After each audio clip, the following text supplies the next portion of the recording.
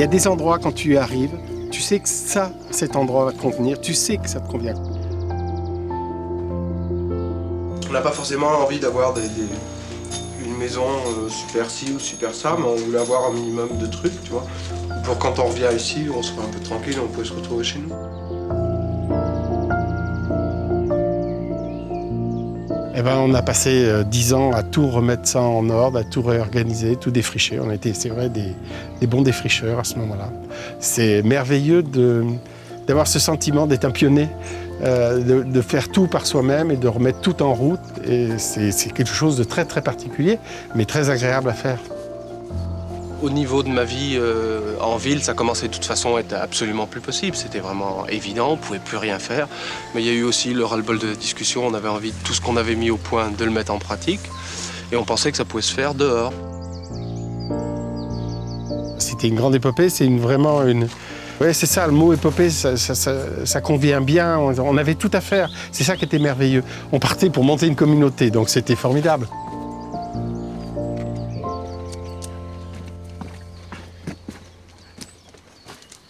Passe par à droite, ramène-les à droite. Moi personnellement, je me sens très très bien et très attaché ici, si tu veux.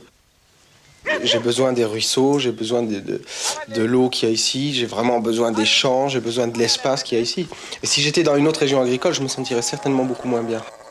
Il y a 35 ans, Jean-Jacques quittait Angers avec sa femme Huguette pour tenter la grande aventure. Repartir de zéro, tenter de vivre autrement, loin des villes et d'un modèle de société qui ne leur convient pas. C'est l'époque du retour à la terre et de l'idéal communautaire. Ils sont jeunes, ils croient en un monde meilleur et ils veulent retrouver du sens à leur vie. Le mot d'ordre, tous à la campagne. Vivre d'amour et d'eau fraîche, se coltiner avec la terre, les chèvres et le fromage. Loin des sentiers battus, le plateau de Millevaches en plein cœur du Limousin fait figure de terre d'expérimentation. Le territoire offre des terres en friche et des villages à l'abandon. Jean-Jacques et Huguette s'installent sur la commune de Faux-la-Montagne, dans un mas à proximité d'un hameau partiellement abandonné, Mercier-Ferrier. Ils sont rejoints par des amis, des connaissances, des jeunes de passage. Parmi eux, Marie et Dany, qui répondent avec enthousiasme à l'appel du large. Il y a tout à faire, tout à réinventer.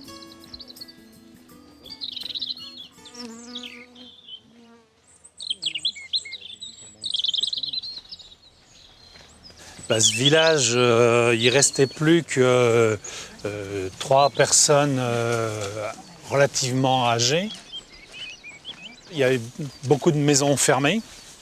Et nous, on avait eu la chance que notre maison appartenait à un agriculteur qui habitait à Jansiou et qui était absolument persuadé qu'il fallait que des jeunes s'installent. Et donc, il nous a fait un bail très gentiment, pas cher du tout, puisqu'en fait, c'était contre la réparation de la maison. Et donc, on s'est installé là avec nos 2 enfants pour tenter cette aventure d'élever les chèvres et de fabriquer du fromage et de les vendre. Le premier été où on est arrivé, on s'est installé dans la petite maison. Dans le grenier. Dans le grenier de la petite maison, c'est notre chambre. Et parce que la maison était vraiment en gros travaux. C'était un toit de chaume, il y avait des trous assez énormes, il y avait des poutres qui avaient pris l'eau et qui s'étaient cassées à ras le mur. Donc il avait fallu les relever, les ferrailler pour le remettre et refaire un toit. Et puis le sol de cette pièce-là était un plancher qui était à même la terre, un plancher bois à même la terre. Et donc on a nettoyé tout ça, on a creusé, on a coulé une dalle de béton. Et puis on avait installé ici la chèvrerie. Revenir sur les lieux où tout a commencé fait remonter un certain nombre de souvenirs. Mais 35 ans après, un film est également là pour témoigner de cette folle aventure. Tourné à la fin des années 70 par une équipe de la télévision éducative, on y retrouve Dany, Marie, Jean-Jacques, Huguette et les autres. L'occasion pour eux de revenir sur leur parcours, mais aussi sur une partie de leur jeunesse. C'était pas mal à cette époque, hein. Très mignon. Je trouve, c'était pas mal. Il y a un truc dont j'aimerais qu'on reparle quand même maintenant. Tu vois, voilà, je râle déjà.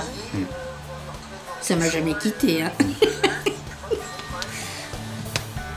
On a vécu avec 2 mômes, dont un bébé, dans une maison où il n'y avait pas de fenêtre. On mettait du plastique aux fenêtres, à peine un chauffage.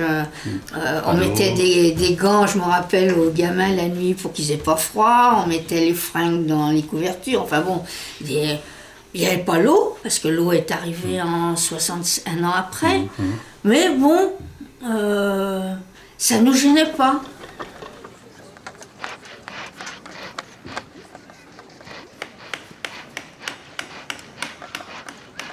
C'est beaucoup de travail. J'ai toujours dit que si on avait compris, avant d'arriver là, si on avait analysé exactement la situation et compris le travail que ça serait, on serait peut-être pas venu. Ah oui, c'était très dur parce qu'on est arrivé dans une maison qui était absolument Enfin, il y avait les murs, la toiture, ça tenait, mais alors le reste à l'intérieur, c'était absolument inévitable. Hein. Ça, c'était impossible. Seulement, bon, assez vite, avec l'aide des copains, on a arrangé un minimum. Et puis, Je suis dans le même rôle. Huguette et Penny Renaissance. T'appelles ça une blâme? Je sais pas si tu vois le boulot qu'on a fourni dans la baraque. Hein. Ah ben là, on a changé, hein. Ça c'est sûr. Je fais pas la même taille là. Il y avait que du muscle à cette époque. Mais ce qui me fait le plus terrible de revoir, c'est mon chien derrière. Ah, ouais, de revoir mon chien, c'est... Ça, le chien, oui, le travail du chien. C'est un peu la flèche. J'étais tout le temps avec lui. J'ai beaucoup gardé au départ, donc il était tous les jours avec moi. C'était un auxiliaire. Mais c'était un auxiliaire extraordinaire. Au départ, il n'y avait pas une seule clôture sur la ferme, donc j'ai fait beaucoup de gardiennage avant. seulement, bon, on est obligé d'augmenter le troupeau, mais jusqu'à quand?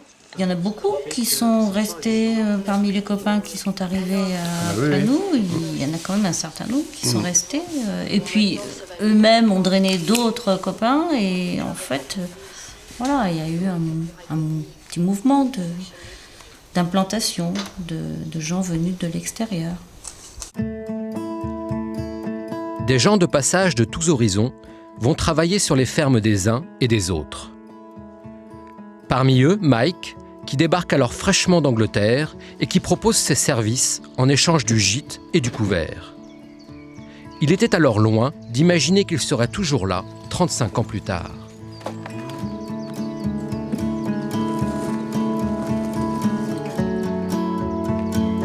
Je ne connaissais pas le plateau de Mille Vaches. Je suis passé comme ça, j'ai trouvé le coin génial, j'avais envie d'y passer un moment et finalement j'ai passé un long moment. Je crois qu'il y avait tout à faire, oui.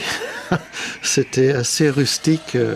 Mais bon, ça faisait partie de l'aventure. Ça. C'est peut-être des conditions qui n'auraient pas plu à tout le monde, mais ça faisait partie d'une aventure de retaper, de faire quelque chose de sympa pour habiter. Et chacun a fait comme ça. C'était une des possibilités offertes par le plateau de Mille Vaches, c'est qu'il y avait des prises agricoles, il y avait des maisons disponibles, il y avait... disponible, on va dire, moitié en ruine. Donc il y avait la possibilité de venir avec peu de moyens et d'essayer de faire quelque chose.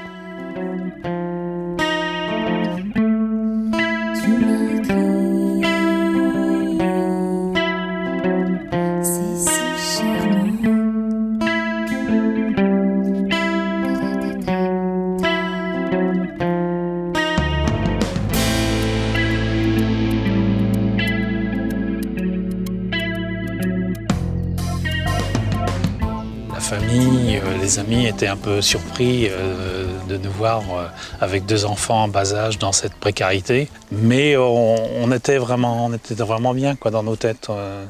Puis je crois que c'était la grande époque où les années 75, où le fameux retour à la terre, on y est allé plein pot.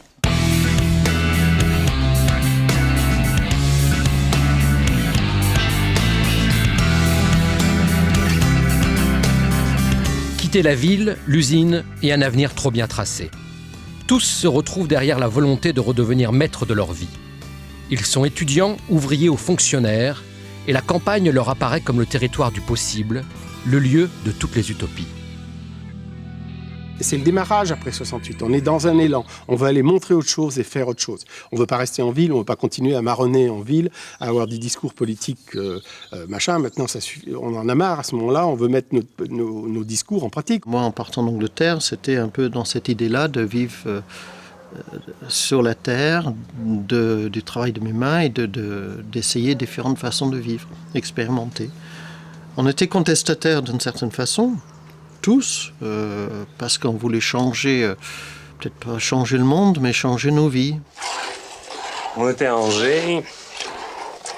Moi, je travaillais en usine comme électricien. Marie travaillait dans un bureau. Et puis, on a eu envie de venir là, de changer. Parce qu'on avait ras-le-bol de l'usine, du bureau, du HLM. Parce que l'usine, c'était trop dur. On avait ce grand désir, je crois, de quitter la ville, ce grand désir de changer de vie, de manière d'être aux gens, à la nature, au travail. Moi, je sortais de je ne sais plus combien d'années d'usine, et effectivement, j'avais envie de découvrir autre chose. Et je ne me rendais pas compte que, effectivement, venir ici, réparer une maison, remettre des terrains en culture, s'occuper d'un troupeau, gérer un troupeau, faire du commerce, fabriquer du fromage, le vendre, etc. C'était tout un vrai travail. Quand tu es habitué dans une entreprise à avoir un chef, on te dit fais ci, fais ça, tu fais. Et là, se retrouver face à soi-même pour organiser son travail, ça a été difficile. Ça a été assez conflictuel d'ailleurs un peu entre nous là-dessus, parce que c'était pas simple.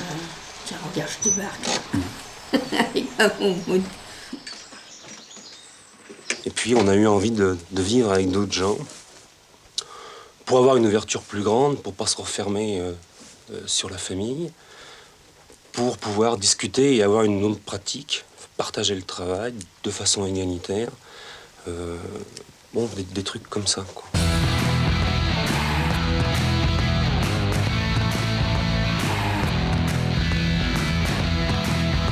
Nous, on accueillait tous les gens quasiment qui passaient, qui avaient envie de s'installer 2, 3, 4 jours. Alors eux, ils étaient là, ouais, je te file un coup de main, oui, pas de problème.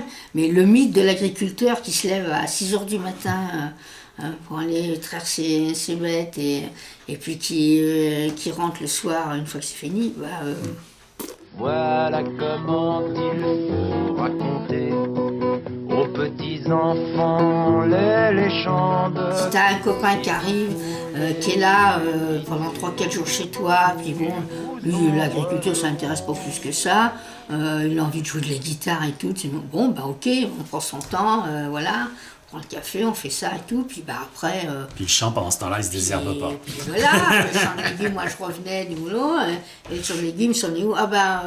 On fera ça demain, C'est vrai que des fois, ça n'a pas été... non, ça n'a pas été simple, ça. Ça n'a pas été simple. Quand on revoit tous les gens avec qui sont passés à la ferme et tout ça, on n'était pas tout le temps tous sur la même longueur d'onde. Certains étaient là que de passage, d'autres n'avaient absolument aucune idée de l'agriculture, mais c'était aussi l'époque qui voulait ça. On voulait vivre à plusieurs, mettre les choses en commun et tout ça. Mais dans la pratique, après, ça a décanté. Il y a eu des gens qui sont rentrés parce qu'ils n'étaient pas faits pour ça. Ils se sont aperçus qu'ils n'étaient pas faits pour la terre. Il y a des gens qui étaient que de passage. Je me rappelle un vieux garçon à Mercier qui nous traitait de communistes. Il dit, vous êtes des communistes, vous partagez tout. Parce qu'on se prêtait la voiture les unes aux autres. C'était pas dans leurs habitudes.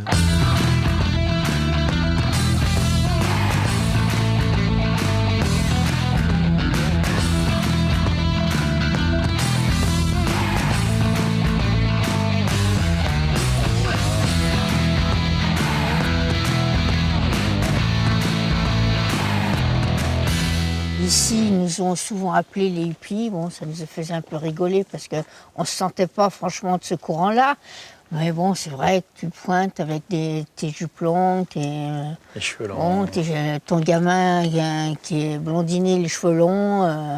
Il y avait beaucoup de réflexion, mais je pense que c'était l'époque qui voulait ça. Avant, il y avait bien autant de monde que maintenant, mais là, en dernier, on n'était plus que 3, 4. Il y a combien de temps? Les anciens, là, avant que tous ces jeunes viennent. Là. C'était désespérant. Puis petit à petit, les gens ils disaient les hippies sont arrivés. C'était pas des hippies. C'était des gens comme nous, plus jeunes tout simplement.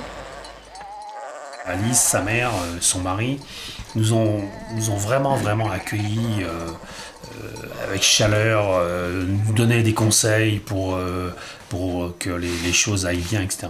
Et puis, bien sûr, il y avait des gens qui s'opposaient parce qu'on était des étrangers, parce qu'on avait les cheveux longs, on était des hippies, etc. Donc ça les dérangeait. Tous ceux qui veulent arriver ici, ils ont droit aux plus mauvaises terres et ce qui reste en friche. D'autre part, pas question aussi de faire confiance à des jeunes. Un gros paysan qui a déjà 2-3 fermes dans le coin, il demanderait à louer ses terres, aussitôt on lui donnerait, c'est tout juste si on lui donnerait pas gratuitement. Nous, si on arrive avec nos petits sabots, et en plus si on a la barbe et les cheveux longs, ça c'est râpé, quoi. Et puis si on n'est pas né dans le pays aussi. De toute façon, ils attendent tous de voir ce que tu vas faire. Hein. Ouais, se casser la figure, oui, bien sûr. On était 68 arts, donc dans la campagne, on a eu très très peur. Les seules informations étaient véhiculées par la télévision, et la télévision présentait les 68 arts comme quand même un petit peu comme on a encore maintenant, hein, des fois quand même. On présente des gens à Tarnac comme des dangereux terroristes. On était présentés comme aussi des fouteurs de merde et des machins. Parce qu'il y avait que ça comme information qui avait circulé sur 68 ici, et celle de la télévision ou de la radio. Donc on était présentés un peu comme ça. Je ne crois pas que ça soit trop le cas quand même. Mais bon. Monsieur Leblanc, il y a de nouveaux installés venant de la ville qui viennent ici pour exploiter des fermes. Alors qu'est-ce que vous en pensez? Comment vous les voyez? Je sais pas, c'est difficile à expliquer ça. Enfin bon, ils ont peut-être un peu de théorie. Bon, ils n'ont pas de pratique. C'est exactement comme moi, si on me demande de faire des films, qui ne connaît rien. Je vais être embarbouillé. Ben eux, ils sont pareils.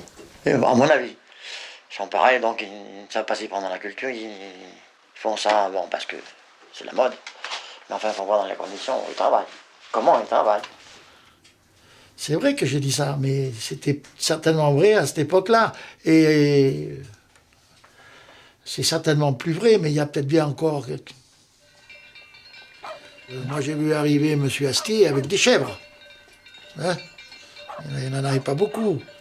J'avais une ferme tout à côté de chez lui, que je connais bien, j'ai pu travailler. Il ne connaissait rien, et puis je pensais que n'importe comment, il ne pouvait pas vivre avec le peu de chèvres qu'il avait. C'était pas possible. Bon, oui, c'est normal. Si tu veux, on débarque avec un troupeau de chèvres, on n'a jamais vu une chèvre de notre vie, quasiment. Ça faisait marrer tout le monde. Parce que, bon, ils nous voyaient bien un peu travailler, hein. Bon, après, ça c'est... Mais c'est vrai qu'on n'était pas dans les canons de l'agriculture de l'époque, surtout, quoi. Mais quand on a réussi à vendre nos fromages, ça a un peu changé, quand même. Les gens ont trouvé que les fromages étaient bons, donc voilà, quoi. Voilà, tous les samedis matins, on allait à Faux vendre les fromages, donc il y a une clientèle qui s'est faite, donc du coup, les gens nous ont connus autrement que les babacools qui débarquaient, quoi. Je comprends aussi pourquoi les gens ont eu un certain recul. On a fait aussi des choses en arrivant qui étaient bien, il fallait les faire, on avait envie de les faire et il fallait les faire. On avait envie de faire de l'agriculture biologique, donc on a fait des réunions dans le coin, on a fait des réunions à Jansiou pour montrer ce que c'était que l'agriculture biologique. C'était une manière de dire, nous on sait et vous avez eu tort et vous vous êtes trompés. C'était un peu con quand même, un peu à cette époque-là, parce qu'ils étaient aussi issus d'une grande histoire d'agriculture via leurs parents, leurs grands-parents et tout ça, et ils savaient aussi bien cultiver que nous et tout.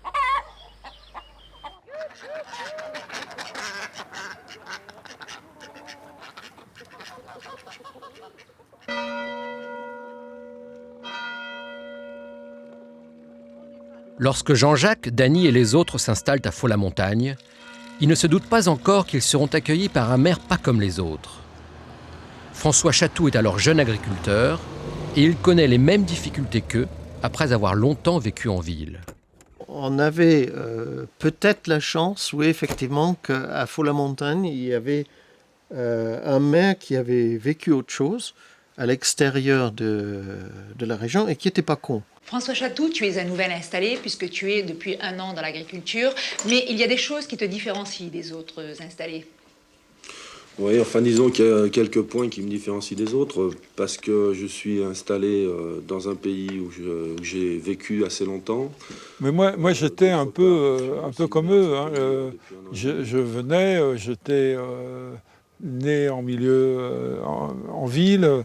J'avais mes grands-parents qui étaient originaires de Faux. Bon, la différence avec eux, c'est que je n'étais pas perçu comme un néo-rural, même si je l'étais de fait. Hein. Moi, je pense qu'il a été aussi le trait d'union entre les gens du coin, parce que lui est du coin, hein, il est d'une famille falloise, et les gens arrivant de l'extérieur. Maire et agriculteur pendant plus de 30 ans, François Chatou sera de tous les combats contre la désertification du plateau.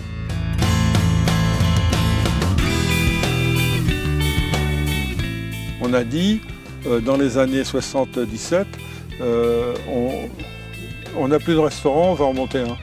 On n'a plus de boucherie, on va monter une boucherie. Et on a retrouvé pendant 30 ans tout ce raisonnement. On n'a pas d'habitation, on va les faire.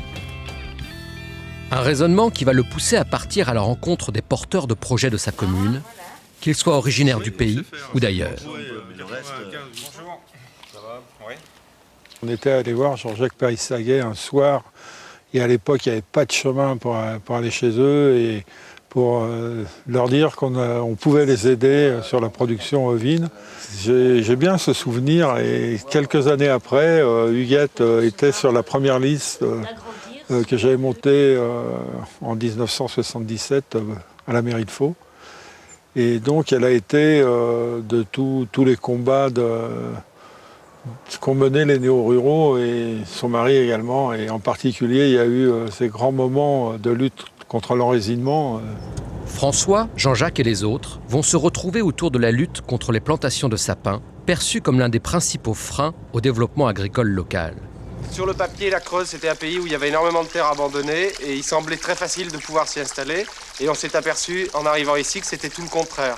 Une des grandes raisons, ça a été les plantations de sapins dans la région. Et ici, on est sur une ferme qui faisait 300 hectares de terre, qui a tout été planté en sapin. On a fait ôter les toitures pour ne pas payer d'impôts, parce que ces plantations de sapins sont favorisées par tous les moyens. Je pense qu'on est allé trop loin dans l'enracinement, et que ça soit en tant qu'agriculteur, en tant que maire, je le pense. Ce qu'on peut essayer de faire, c'est d'arrêter le processus de plantation en réservant des zones agricoles et des zones forestières. C'est ce qu'on est en train d'essayer de faire dans la commune. Il y avait quand même des gens d'ici qui quand même trouvaient ça un peu dur que tout leur pays soit... Ils se rendaient compte que la plantation de sapins allait tout désertifier leur région et finir de la tuer. Et ils n'étaient pas quand même profondément convaincus de la plantation de sapins. Et donc ils ont... À mon avis, je suis persuadé qu'ils ont trouvé pas mal qu'on ait dénoncé cette chose-là. En 1975, les gens avaient tendance à planter d'une manière abusive, et les gens qui étaient partis plantaient. Bon, maintenant, c'est plus le cas. Il y a un équilibre qui a été trouvé entre la forêt et l'agriculture. Bon, au détriment de l'agriculture, on peut le regretter, mais on a moins ce problème. Mais trouver des terres, ça reste difficile. Dans les années 80, malgré le dynamisme des nouveaux arrivants et les bonnes volontés disponibles sur le plateau, les plantations de sapins représentent toujours le seul investissement d'avenir pour de nombreux habitants de la région. La commune de Faux-la-Montagne parvient à maintenir sa population, mais le plateau de Millevaches continue de se vider et les débouchés économiques deviennent plus rares. Pour Dany, Jean-Jacques, François et les autres, la situation commence à devenir difficile.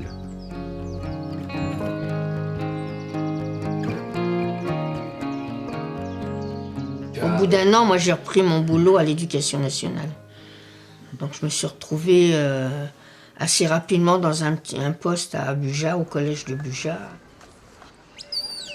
J'ai beaucoup pleuré. C'était à un moment donné où effectivement on se rendait compte qu'économiquement c'était pas du tout viable, parce qu'on n'avait pas réussi à obtenir un élevage suffisamment important. Donc il y a le point de passage n'était pas atteint, et donc économiquement c'était pas viable, quoi. Et donc il a fallu prendre à un moment donné une décision de partir. On vivait que sur mon salaire, avec 2 enfants, en même temps, bon c'était quand même un petit salaire, de rien. En gros, tous les revenus de la ferme repassaient directement dans la ferme. De toute façon, on était coincés. Il a fallu qu'on fasse le choix d'arrêter, quand même.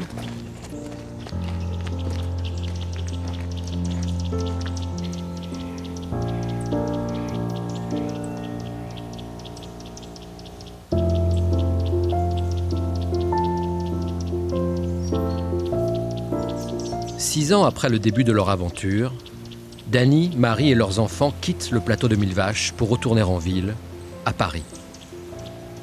Jean-Jacques et Huguette restent au mât, tout en étant confrontés aux mêmes difficultés financières. Le doute s'installe et l'avenir de leur exploitation reste en suspens. Huguette a commencé à aller travailler à l'extérieur parce que financièrement, les brebis, ça ne suffisait pas. Ça commençait à être le début des crises du mouton. Pour boucher les trous, Huguette allait travailler à l'extérieur et elle y a été de plus en plus. Ce qui fait que je me suis retrouvé tout seul, moi, à travailler sur la ferme un jour, même complètement tout seul. Je pense que personne n'est fait pour être tout seul à travailler sur une propriété, je crois pas.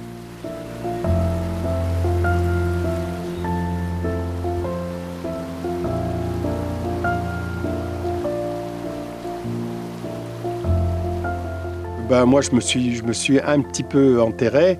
Comme je dis, j'ai rencontré une maîtresse à ce moment-là qui est vraiment pas sympa, c'est celle qui s'appelle l'alcool. Et puis je me suis plus ou moins écœuré, dégoûté, et puis voilà. Et puis quand tu rentres, quand tu as tiré un mauvais fil, tu vas le suivre pendant un bon moment.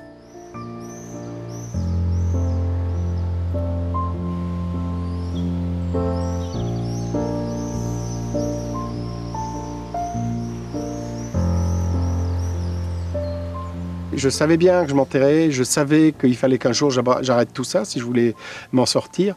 Mais pour moi, c'était un crève-cœur de quitter le mât, d'arrêter le mât, de vendre le mât. Ça a été, mais c'était infernal. C'est comme si on m'avait arraché la moitié de moi-même. Et ça l'est toujours. Le mât, pour moi, sera toujours le mât. Ça sera toujours ma ferme. Il n'y a rien à faire. Je ne me l'ôterai pas de la tête. Au début des années 90, Jean-Jacques et Huguette sont obligés de vendre le mât et de quitter Faux-la-Montagne. Ils décident de rester dans le Limousin, mais la rupture est bien là et il faut désormais passer à autre chose. Une fois que le mât a été vendu et qu'on a été s'installer à Émoutier, le propriétaire actuel m'avait laissé les clés. J'ai toujours les clés du mât d'ailleurs. Et les premières années, je venais dormir la nuit au mât. Je venais passer des nuits tout seul ici. Je ne pouvais pas me sortir de ça, quoi. Ça a été très très dur, ça a été une épreuve terrible, tu vois. J'ai réussi à m'en tirer, mais ça fait partie des richesses que j'ai accumulées.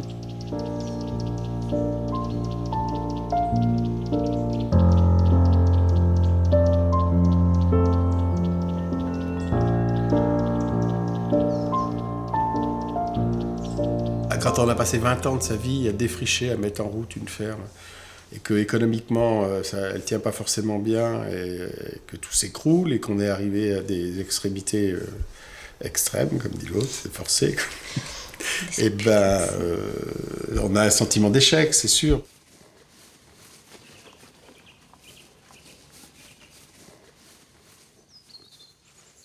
J'ai été dans un acte de mort à la fin, ici. C'était plus ou moins un suicide lent que j'avais commencé, un acte de mort. Et ça m'a permis, après, quand j'ai réussi à m'en tirer, de me dire plus jamais ça, et je serai toujours dans un acte de vie. Et après, j'ai mordu dans la vie et dans toutes les choses que j'ai recommencé, comme quand j'étais arrivé ici. J'ai pu de nouveau remordre à fond la caisse dans la vie, et ça, c'est extraordinaire, tu vois.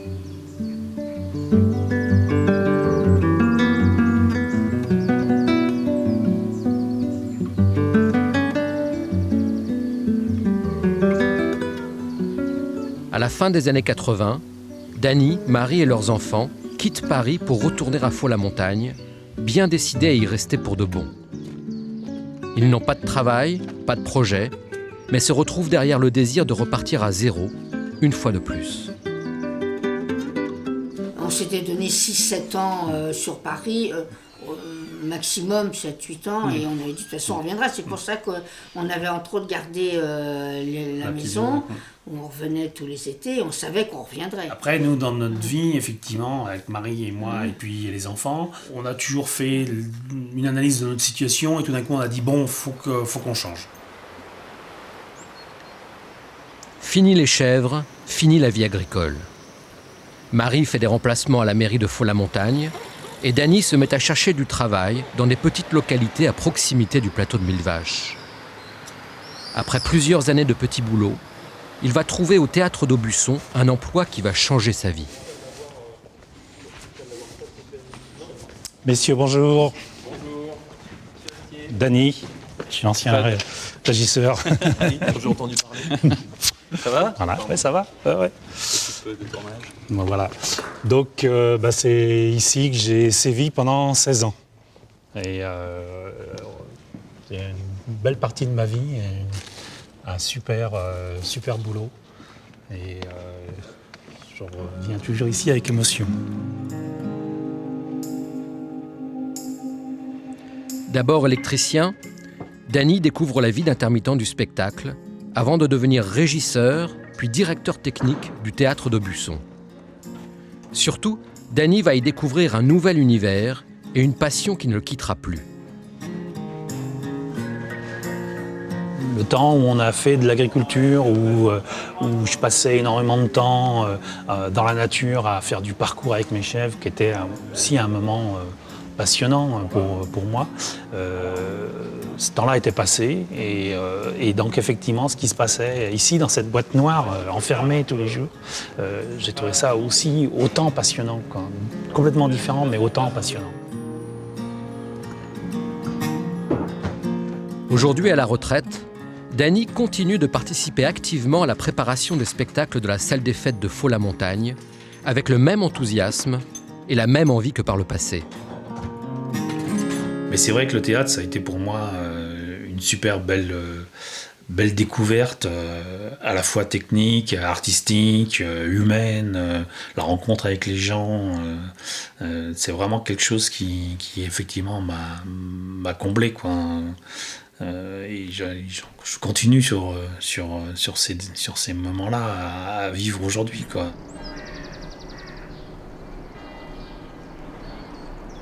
« 20 ans après avoir démarré leur aventure au mât, Jean-Jacques, Huguette et leurs enfants déménagent dans la petite ville d'Émoutier, à 20 minutes de Faux-la-Montagne. Huguette a gardé son poste dans l'administration et Jean-Jacques tente de rester au plus proche des plantes et de la terre. Pas toujours facile, il faut s'accrocher, il faut en vouloir.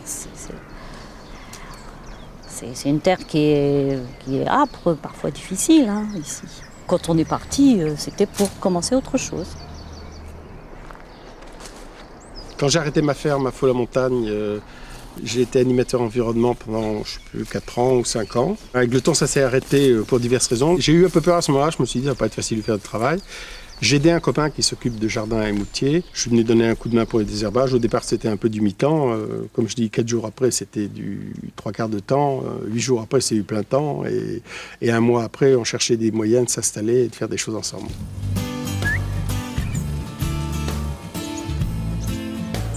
Comme Danny, Jean-Jacques va trouver un second souffle, mais dans un monde qu'il connaît bien.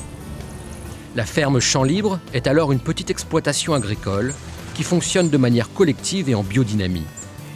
Jean-Jacques va y trouver le même amour de la terre et des plantes et le même désir de partager une passion commune. Très vite, j'ai compris que l'endroit me plaisait, parce que les projets qui commençaient à se faire là m'intéressaient. C'était retrouver ce qu'on n'avait pas forcément réussi au mât, c'est-à-dire un travail collectif. Et ici, se mettait en place un travail collectif. Et en plus, en discutant assez vite ensemble, on se rendait compte qu'on n'avait pas comme but que de faire de l'agriculture. On avait aussi ce but de faire de la pédagogie, ce but de transmettre, entre autres. J'ai retrouvé une seconde vie ici, ça c'est certain. Oui.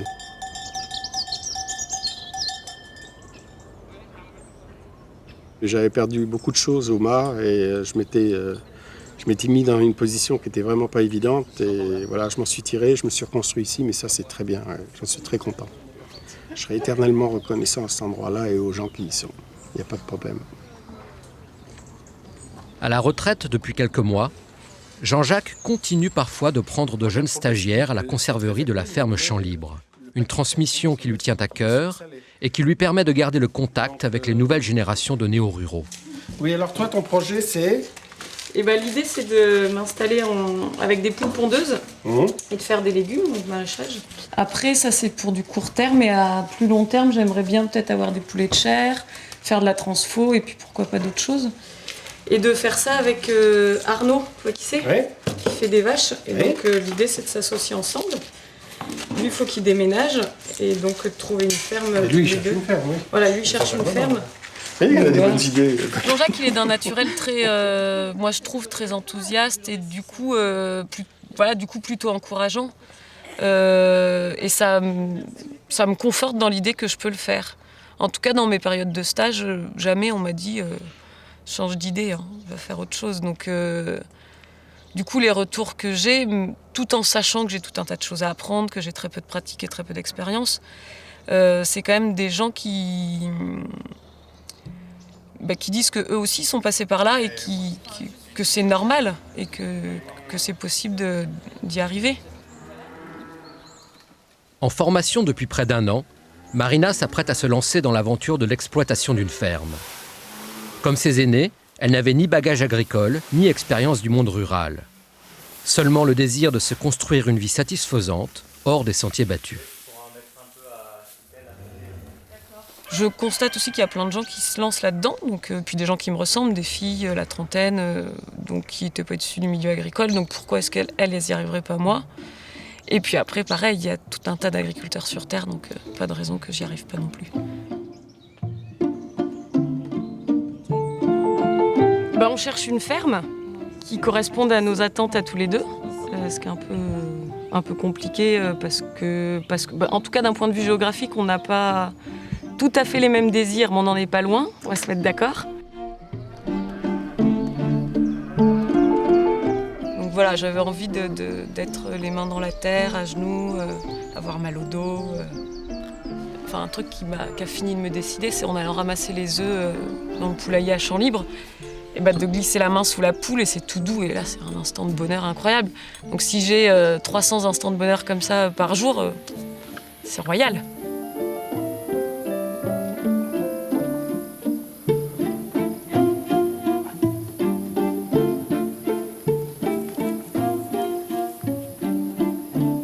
Donc il y a des choses qui maintenant sont possibles et qui ne l'étaient pas il y a 30 ans. Parce que c'était pas encore prêt, c'était pas encore mûr. Et voilà.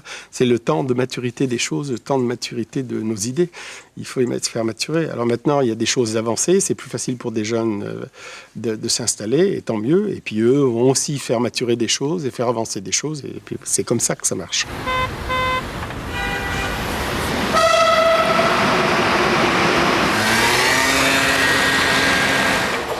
Loin des montagnes du plateau, en pleine banlieue parisienne, Lise, l'aînée des filles de Jean-Jacques et Huguette, se pose elle aussi la question de changer de vie, un jour ou l'autre.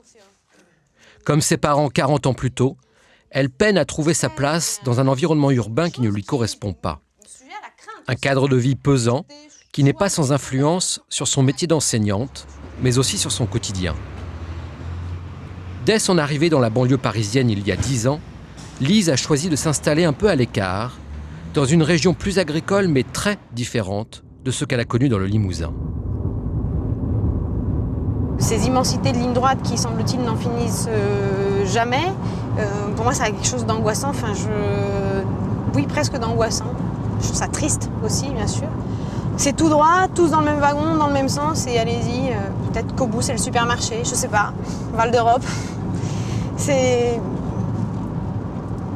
Pour moi, ça manque de poésie, un peu comme paysage, quoi.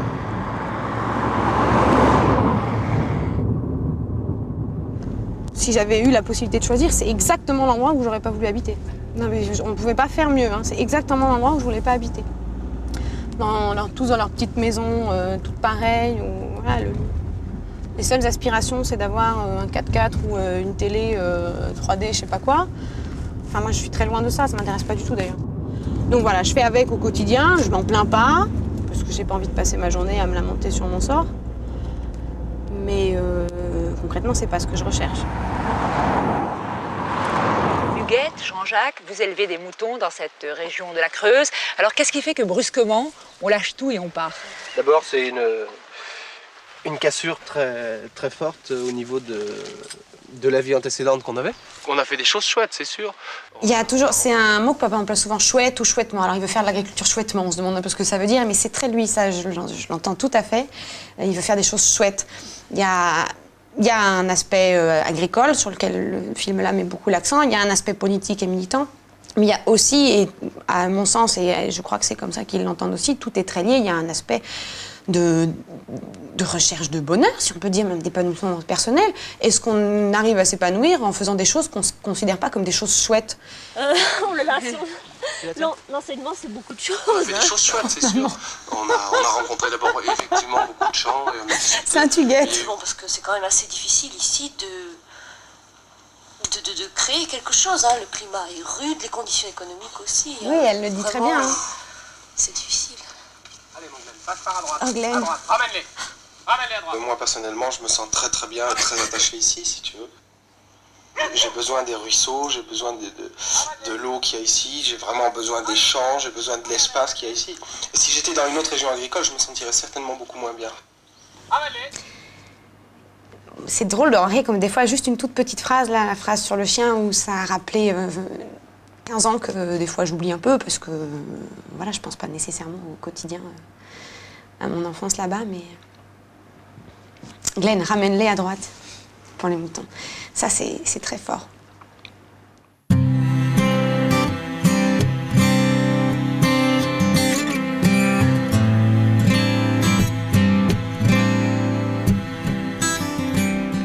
Régulièrement, Lise retourne dans le Limousin pour se ressourcer. Elle y retrouve ses parents, des amis d'enfance, mais aussi des paysages familiers.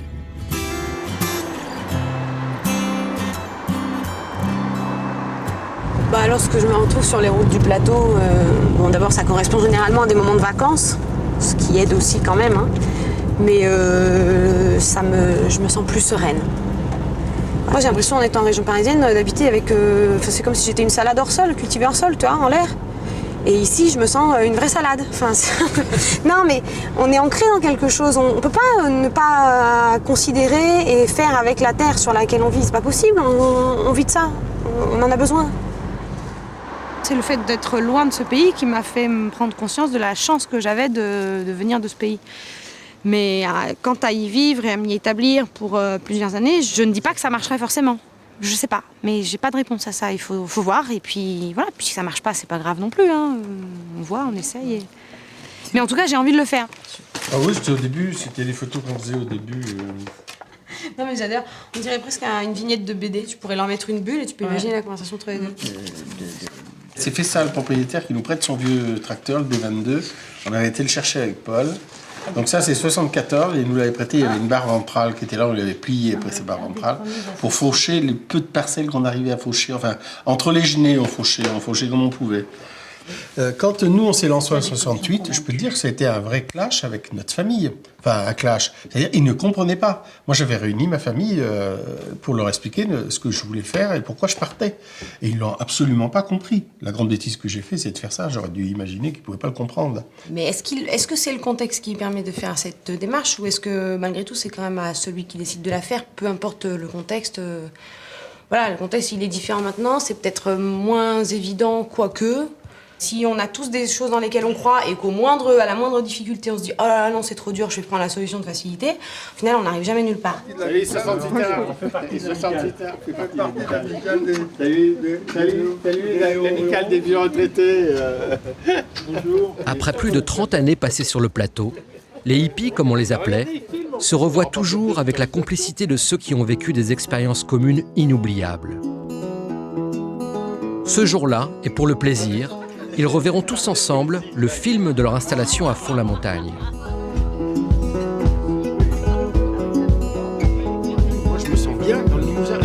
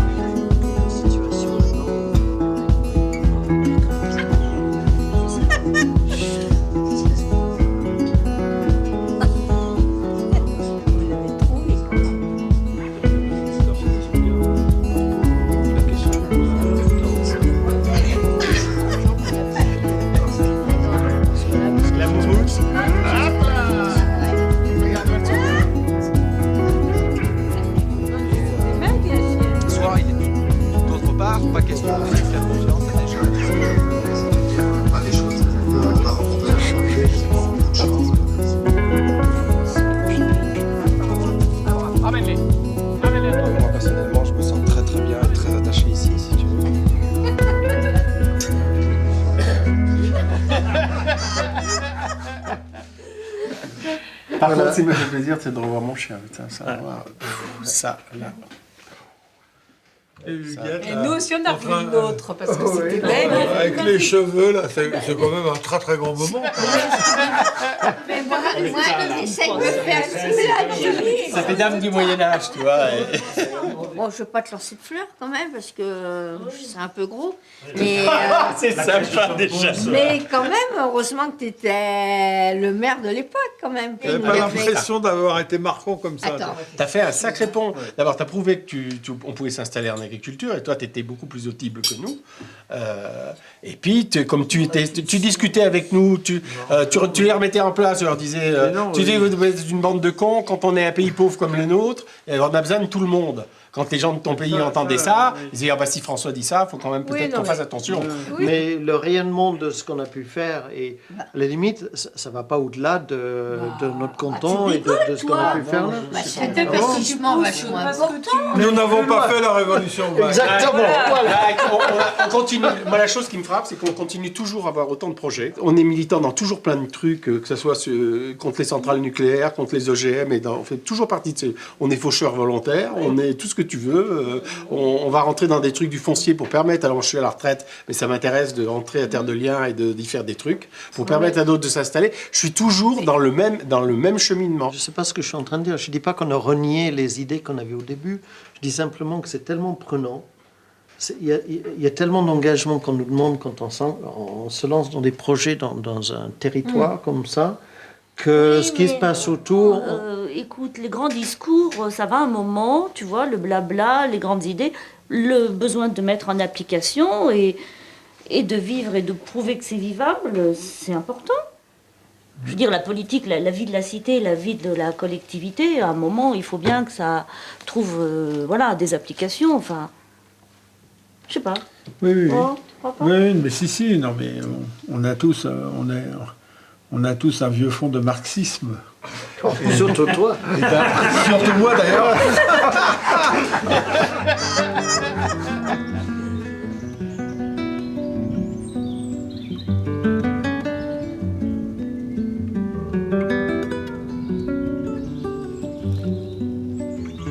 Aujourd'hui, plus de 30 ans après avoir élevé ses premières chèvres, Dany reste très attaché à cette partie de sa vie. Il rend parfois visite à Marie-Pascale, une voisine récemment installée à Faux-la-Montagne, pour y élever des chèvres à son tour. Comme lui, elle vient de la ville. Comme lui, elle veut redevenir maître de sa vie et retrouver des sensations et des plaisirs longtemps oubliés. Au départ, c'est peut-être une envie de changer de vie professionnelle et personnelle, de quitter un peu ce monde dans lequel on est et qui ne correspond pas à ce qu'on a envie d'être en fait, et qui nous enferme dans quelque chose qui n'est pas nous. Je sais pas, quand j'emmène les gens en balade avec les chèvres, ils sont toujours... ils sont zen, voilà. Ils sont zen et ils ne savent pas dire pourquoi. Ça a un côté très relaxant et qui impacte toute sa vie en fait, au quotidien. Et je pense que Dany s'en rappelle un peu. Moi, j'avais une espèce de fierté, si tu veux, d'aller vendre mes fromages à Faux, à Ney, de rencontrer les gens et que les gens disent « Ah, c'est un bon produit ». Ma mère disait que je faisais les meilleurs fromages du monde. Et ben moi, je suis un peu impressionnée parce que je pense que c'était peut-être moins facile à leur époque de faire ce qu'ils ont fait.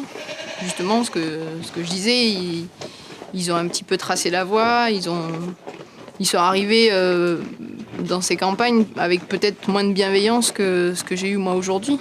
Ouais, je veux bien t'accompagner. Dans un petit coin, j'ai toujours quelques faisselles et tout, et quand la maison là sera peut-être un peu plus finie, que j'aurai un peu plus de temps, je crois que j'achèterai du lait à Marie-Pascale pour refaire des fromages pour la maison, quoi, simplement pour nous, quoi. Les néo-ruraux des années 75-80 sont souvent devenus des gens qui sont passés de marginaux à des gens qui sont devenus, non pas des notables, mais qui ont été en tête du développement économique. eh ben, il y a des jeunes qui ont maintenant, comme nous, l'envie de partir et puis de fabriquer autre chose. Et qui reviennent surtout sur le Limousin, parce que sur le Limousin, il y a des noyaux qui sont constitués, des réseaux, des initiatives qui se sont créées, qui fonctionnent, qui tournent. Nous, on n'avait pas ça à ce moment-là. On n'a pas eu une génération avant qui avait commencé des choses et qui nous l'a transmis. C'est ça la grande différence, c'est que maintenant, les jeunes qui viennent, il y a une certaine transmission qui se fait. La transmission, de nouveau, à recommencer.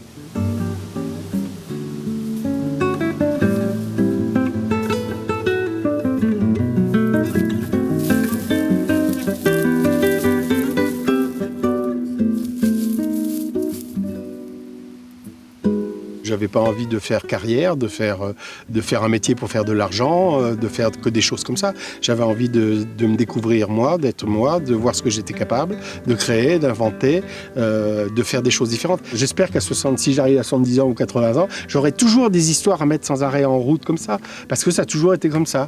J'adore créer des histoires et les faire vivre et les emmener jusqu'au bout et faire avancer les choses.